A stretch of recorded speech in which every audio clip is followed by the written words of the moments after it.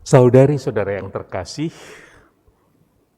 banyak imam menyampaikan homili hari ini mengenai strategi iblis menggoda manusia. Dari Injil kita mendengarkan bahwa manusia mudah dimasukkan dalam godaan, dalam pencobaan kalau keinginan, kalau keperluan-keperluan dasarnya tidak terpenuhi. Pada saat dia lapar, pada saat dia haus, dia bisa digoda. Manusia mempunyai keperluan akan harta milik, akan kekuasaan. Dia juga bisa digoda di situ, seperti Yesus yang ditawari banyak kerajaan dunia. Manusia bisa digoda dari sisi gengsi. Bukankah Yesus hebat? Katanya dia anak Allah.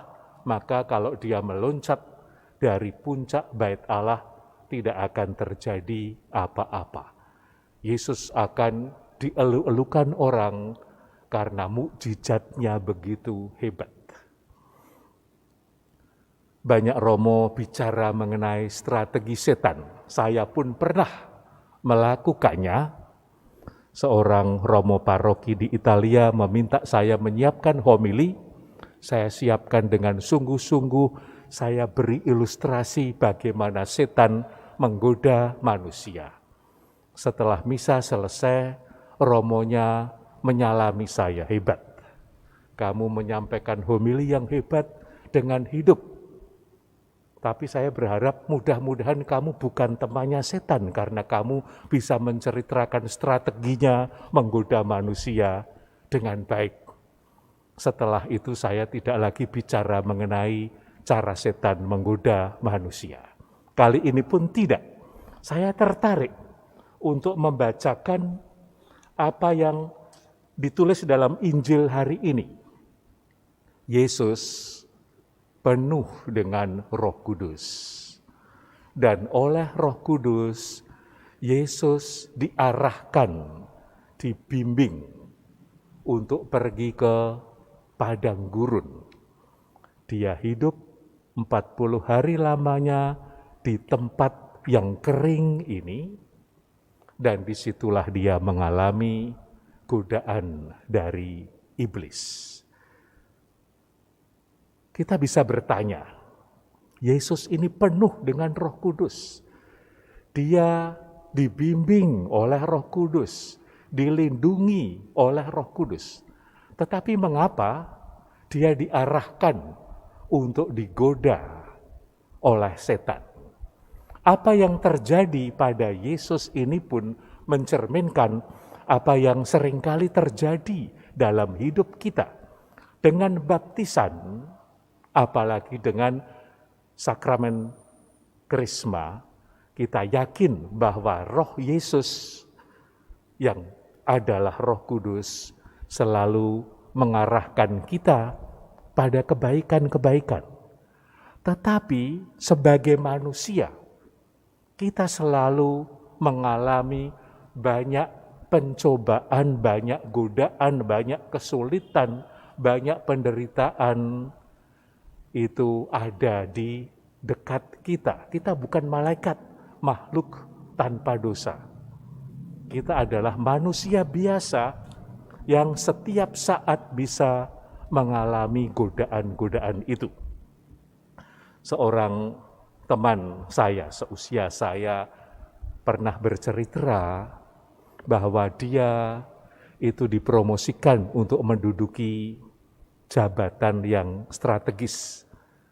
Dan rupanya di sekitar dia ada banyak orang-orang Kristen bukan Katolik.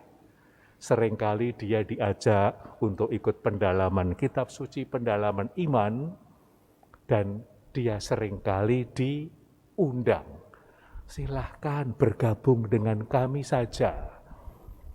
Toh sama-sama kita ini beriman kepada Tuhan Yesus Kristus. Bapak ini dengan santun hanya tersenyum. Saya pikir-pikir. Dan yang dipikirkan ini, dia bahagia sebagai orang Katolik dia memimpin sebuah keluarga Katolik, anak, menantu, dan cucu-cucu Katolik. Tidak ada yang mendorong dia untuk pindah dari agama Katolik. Dia bahagia, dia damai, dia tidak punya keraguan pada imannya.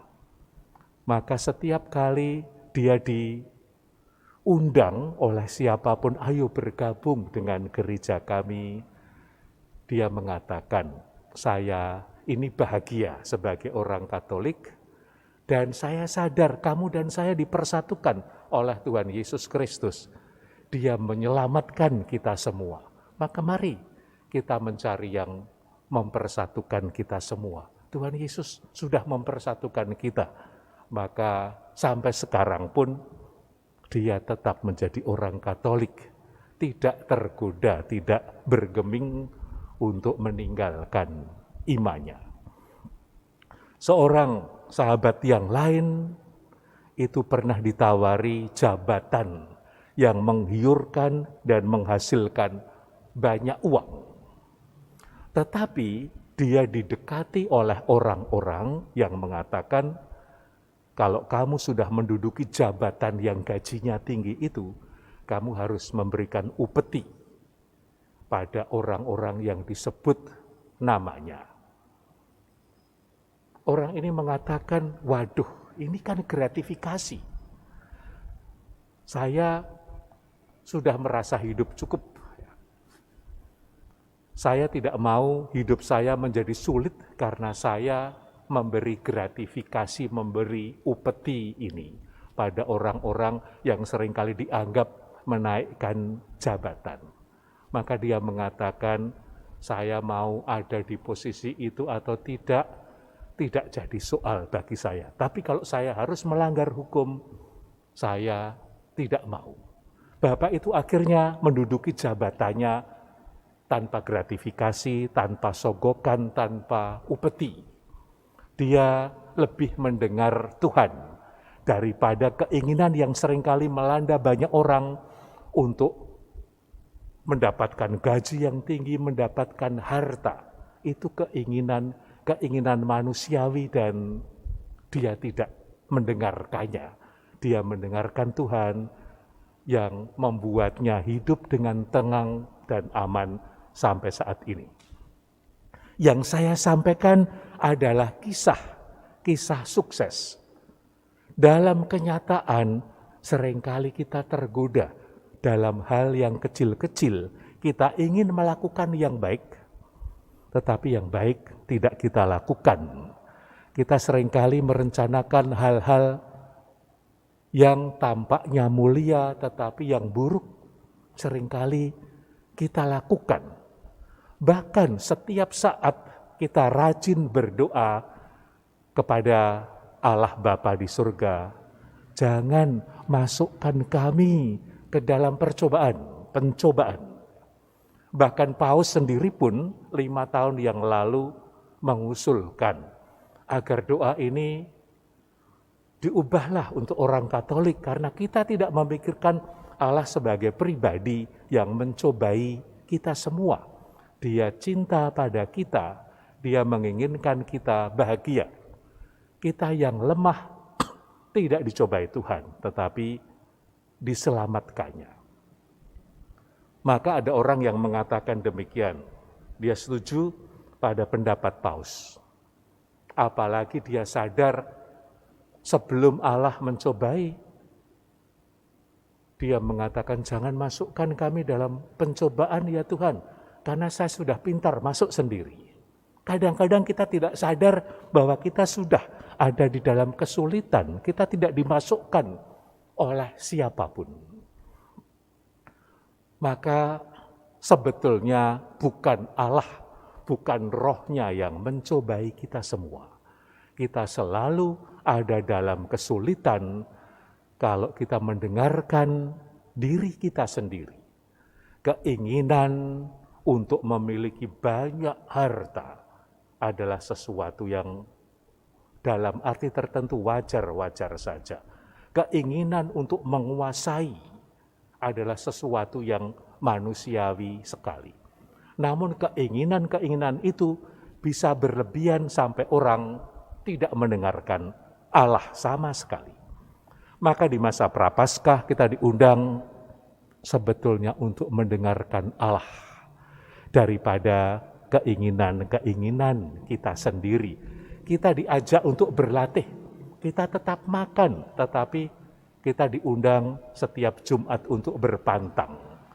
Bukan sekedar untuk mengurangi atau tidak makan dan minum jenis-jenis tertentu, tetapi kita berlatih, punya kehendak yang kuat. Kita tidak mengizinkan segala sesuatu yang kita inginkan kita lakukan. Inilah kesempatan untuk belajar tidak mendengarkan diri sendiri, tetapi mendengarkan Allah yang menyelamatkan kita. Maka selamat menjalani masa Prapaskah ini sebagai sebuah kesempatan untuk tanda petik masuk dalam pencobaan. Kita ini dicobai supaya lulus. Kisah-kisah tadi menceritakan orang yang lulus.